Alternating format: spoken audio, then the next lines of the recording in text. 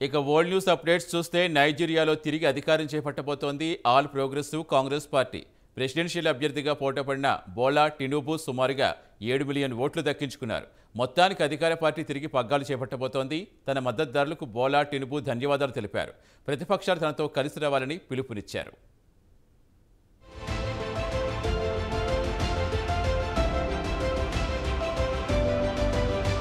నైజీరియాలో అధికార పార్టీ తిరిగి పగ్గాలు చేపట్టబోతోంది. ప్రెసిడెన్షియల్ క్యాండిడేట్గా పోటీలో నిలబడ్డ బోలో టినోబు విజేతగా నిలిచారు. 37% ఓట్లు ఆయనకు రాగా ప్రధాన ప్రతిపక్ష అభ్యర్థి అబూబకర్కు 29% ఓట్లొచ్చాయి. ఎన్నికల అధికారులు మంగళవారం రాత్రే ఫలితాలు ప్రకటించారు.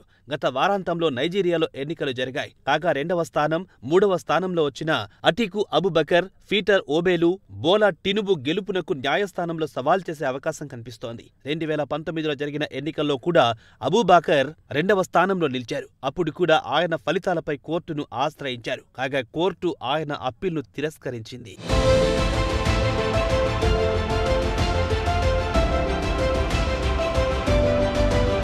ఇదిలా ఉండగా టినుబుకు చెందిన అధికార పార్టీ ఆల్ ప్రోగ్రెసివ్ కాంగ్రెస్ ప్రతిపక్షాలను తన ఓటమిని అంగీకరించాలని మంగళవారం నాడు కోరింది.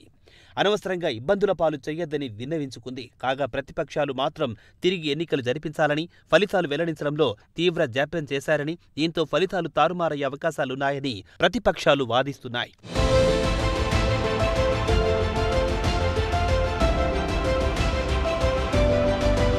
టినుబుకు 37% ఓట్లు లేదా 8.8 మిలియన్ ఓట్లు సాధించగా ప్రధాన ప్రతిపక్ష అభ్యర్థి అబూబకర్ 29% ఓట్లు లేదా 7 మిలియన్ ఓట్లు, 3వ స్థానంలో ఓబీ 29% ఓట్లు లేదా 6.1 మిలియన్ ఓట్లు దక్కించుకున్నట్లు independent national electoral commission live television ఫలితాలను ప్రకటించింది. ఫలితాలు వెలువడగానే టినుబు తన మద్దతుదారులకు అబూజాలో ధన్యవాదాలు తెలిపారు. రాజకీయ పార్టీలను ఆయన తనతో కలిసి రండి, అందరూ కలిసి పనిచేద్దామంటూ ప్రతిపక్షాలకు పిలుపునిచ్చారు. నైజీరియా మన దేశం, అందరం కలిసి దీన్ని నిర్మిద్దామని అన్నారు.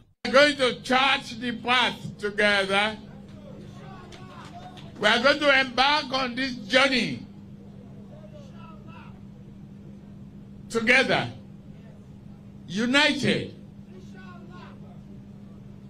No one is too small to be creative. కాగా ఫలితాలు బుధవారం 4 గంటలకు వెలువడగా మంగళవారం రాత్రి నుంచే అధికార పార్టీ సంబరాలు మొదలుపెట్టింది. టినుబుకు సాటి ఎవ్వరూ రారని ఆయన మద్దతుదారులు చెబుతున్నారు. ఆయన సుపరిపాలన అందిస్తారని నమ్మకంగా చెబుతున్నారు ఆయన మద్దతుదారులు. ఇక 70 ఏళ్ల ప్రెసిడెంట్ టినుబు విషయానికొస్తే గతంలో లాగోస్ స్టేట్ గవర్నర్గా పనిచేశారు. ప్రస్తుతం ఈ రాష్ట్రాన్ని ఆయన ఓబీకి అప్పగించాల్సి వచ్చింది. కాగా టినుబుకు యువతలో మంచి ఫాలోయింగ్ ఉంది. యువత మార్పు కావాలని కోరుకుంటోంది. దానికి టినుబునే సరైన వ్యక్తి అని భావించి ఆయన్ను గెలిపించుకున్నారు దేశ ప్రజలు.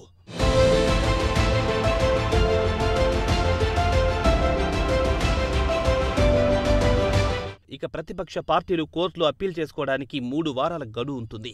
దీనికి నేషనల్ ఎలక్టోరల్ బాడీ ఈ ఎన్నికలు చెల్లవని సిఫార్సు చేయాల్సి ఉంటుంది. సాధారణంగా ఎలక్టోరల్ బాడీ చట్టం ప్రకారం పనిచేయవు. అలాగే నైజీరియా సుప్రీంకోర్టు కూడా ఇప్పటి వరకు ప్రెసిడెంట్గా ఎన్నికైన అభ్యర్థిని తప్పించిన దాఖలాలు లేవు.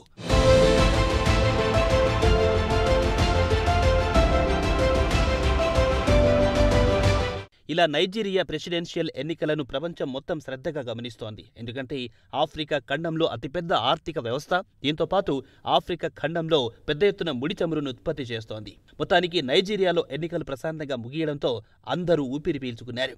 ఓటర్లు పోలింగ్ బూత్కు వెళ్లి ఓటు వేయడంలో పెద్ద ఎత్తున ఇబ్బందులు ఎదుర్కొన్నారు. ఎందుకంటే కరెన్సీని రీడిజైన్ చేయడం వల్ల కరెన్సీ కొరత తీవ్రంగా వేధించింది. ప్రతిపక్షాలకు నగదు దొరకదనే ఉద్దేశంతో ప్రభుత్వం కుట్ర పన్నిందని ఆరోపణలు అధికార పార్టీపై వెల్లువెత్తాయి. మరి ప్రతిపక్షాలు కోర్టును ఆశ్రయిస్తాయో లేదో వేచి చూడాల్సిందే.